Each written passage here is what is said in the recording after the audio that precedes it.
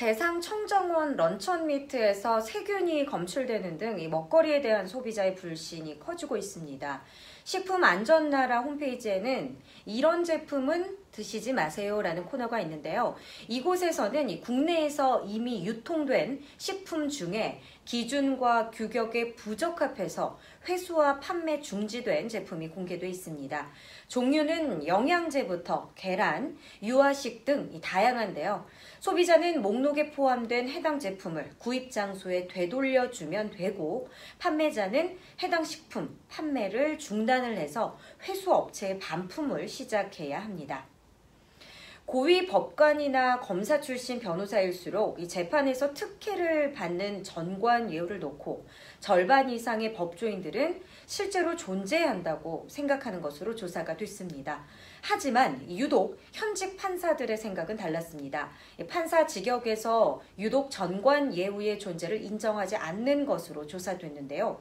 고위 법관 또는 검사가 마지막으로 근무한 법원이나 경찰청 사건을 1년 동안 수임할 수 없도록 제한한 이른바 전관예우금지법에 대해서도 법조인의 76%가 효과가 미약하다고 답했습니다.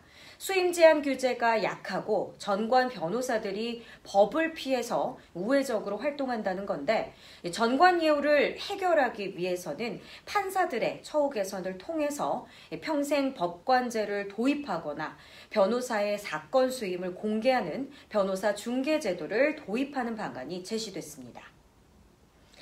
서민의 소득을 늘리겠다며 정부가 한시적으로 유류세를 내리기로 했지만 논란이 적지 않습니다. 평소 기름 사용량을 고려하면 서민보다는 고소득층이 감세 혜택의 대부분을 가져가기 때문인데요.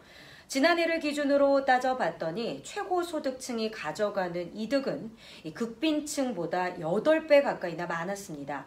정부도 이런 부작용을 알고 있었습니다.